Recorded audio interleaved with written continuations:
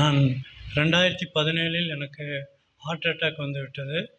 KMCH கூட்டிகிட்டு போய் ஒரு வாரம் இருந்து ஓரளவுக்கு சுகமானோன்னே நீங்கள் வீட்டுக்கு போகலாம், கிறிஸ்மஸ் அன்னைக்கு நீங்கள் வீட்டுக்கு போகலாம் அப்படின்னு சொல்லிட்டு நான் வீட்டுக்கு வந்துட்டேன்.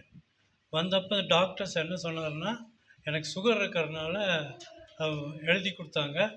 சுகர் இல்லைன்னா 5 mm, சுகர் இருந்தால் 25 mmன்னு சொல்கிறதுக்கு பதிலாக 3 நேரமும் 25 ml போட்டுருங்க அப்படின்னு சொல்லிட்டாங்க.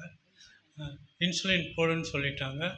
நாங்கள் வீட்டுக்கு வந்தோன்னே நைட்டு வந்து 25 mm இன்சுலின் போட்டோன்னே ஒரு கோமா ஸ்டேஜுக்கு வர அளவுக்கு நான் வந்துட்டேன். உடனே நான் பக்கத்தில் ராம்நகரில் இருக்கிற கேஎம்சிஹெச் ஹாஸ்பிட்டல் போனால் அவங்க உடனே நீங்கள் மறுபடியும் அங்கேயே கூட்டிகிட்டு போங்க அப்படின்னு சொல்லிவிட்டு 3 மணிக்கு மறுபடியும் நான் கேஎம்சிஹெச் போய் கொண்டு போயிட்டாங்க.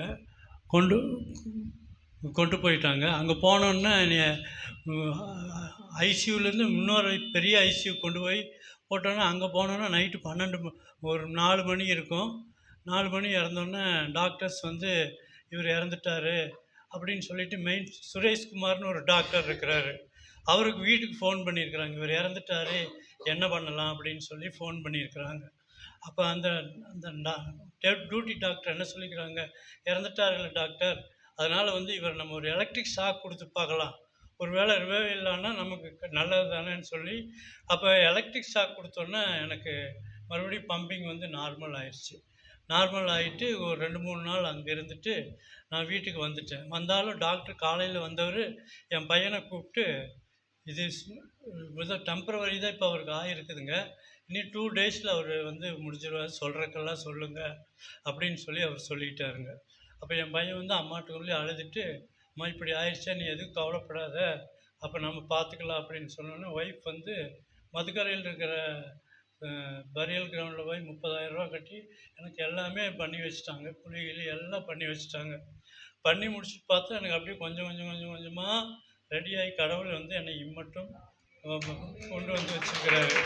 கொண்டு வந்து திருப்பி அப்படியே வந்தோன்னே திருப்பி கொஞ்ச நாள் கழிச்ச உடனே திருப்பி வந்து அந்த பம்பிங் வந்து கொஞ்சம் கம்மியாயிருச்சுங்க. எனக்கு பம்பிங் கம்மியானோடனே மறுபடியும் நான் நடக்க முடியாது, என்னால் ஸ்டெப்பெல்லாம் ஏற முடியாது.